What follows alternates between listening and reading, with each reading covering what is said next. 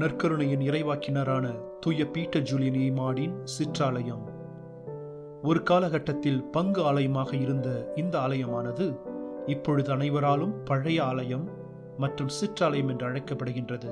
காரணம், ஊரின் மையத்தில் புதிதாக வேறு ஒரு பிரம்மாண்டமான பங்கு ஆலயம் இருப்பதால் மக்கள் எளிதாக புரிந்து கொள்ள வசதியாக இது பழைய ஆலயம் மற்றும் சிற்றாலயம் என்று அழைக்கப்படுகின்றது. இவ்வாலயம் 11ஆம் நூற்றாண்டில் ஆசீர்வாத பெருந்துறவிகளால் கட்டப்பட்ட ஒரு ஆலயம். 1606ஆம் ஆண்டு ஏற்பட்ட மதப்போரின் காரணமாக இந்த ஆலயத்தின் முகப்பும் கோபுரமும் இடிக்கப்பட்டு பின்பு மீண்டுமாக கட்டப்பட்டது.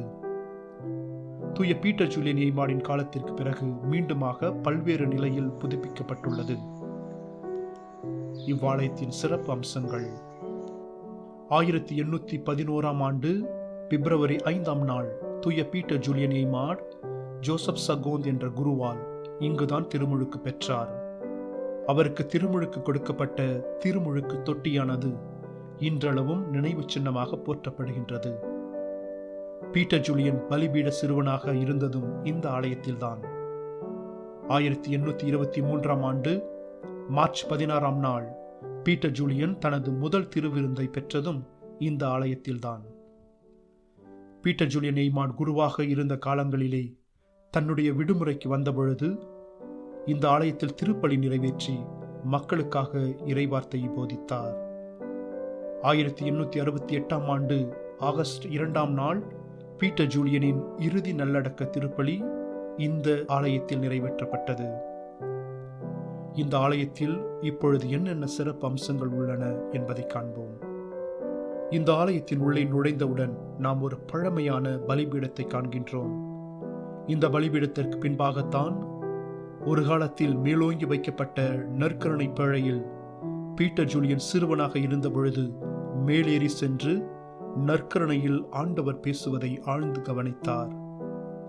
ஆலயம் புதுப்பிக்கும் பொழுது அந்த நற்கருணை பெட்டியானது வேறு இடத்திற்கு மாற்றி வைக்கப்பட்டுள்ளது.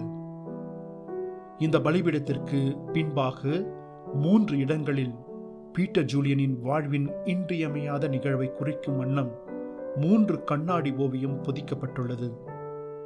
முதலாவதில் பீட்டர் ஜூலியன் சிறுவனாக இருந்தபொழுது எவ்வாறு மேலேறி சென்று நற்கருணை வேளையில் ஆண்டவரை சந்தித்தார் என்பதையும், 2வது ஓவியத்தில் அவர் குருவாக நற்கருணையை தாங்கி நின்ற அந்த ஒரு நிகழ்வையும், 3வதாக அவர் சிறுவனாக இருந்தபொழுது எவ்வாறு தன் இல்லத்தின் பணியாளரின் உதவியோடு குருவாவதற்காக லத்தீன் மொழியை கற்றார் என்பதும் பொறிக்கப்பட்டுள்ளது. இந்த பலிபீடத்தின் கீழே பீட்டர் ஜூலியனின் திருப்பண்டமானது வைக்கப்பட்டிருக்கின்றது. இத்திருப்பண்டம் அவருடைய கால் பகுதியின் ஒரு அங்கம் என்பது குறிப்பிடத்தக்கது. பீடத்தின் அருகில் பழைய காலங்களில் மறையுரைக்காக பயன்படுத்தப்படும் பிரம்மாண்ட பிரசங்க மேடையானது உள்ளது. இதில் பீட்டர் ஜூலியன் மக்களுக்காக போதித்திருக்கக்கூடும் என்று நம்பப்படுகின்றது. இந்த ஆலயத்தின் அடுத்த பகுதியில் திருமுழுக்கு தொட்டியானது உள்ளது. பீட்டர் ஜூலியன் விடுமுறைக்கு வரும்பொழுதெல்லாம் திருமுழுக்கின் வழியாக அவர் பெற்ற ஆசிர்க்கெல்லாம் இந்த இடத்திற்கு வந்து இறைவனை சந்தித்து நன்றி கூறியதாக அவர் வரலாறு தெரிவிக்கின்றது. இதன் அருகில் சிறிய பீடம் ஒன்றும் அன்னை மரியின் சுரூபம் ஒன்றும் வைக்கப்பட்டுள்ளது. இவை இரண்டும் அவர் முதல் பங்கு தந்தையாக பணியாற்றிய மார்டினாட் ஆலயத்தில் இருந்து கொண்டு வரப்பட்டது. இதன் அருகில் அவர் முதற் பாவ சங்கீர்த்தனம் செய்த ஒப்புரவு அருட்சாதன பெட்டியின் முகப்பு வைக்கப்பட்டுள்ளது.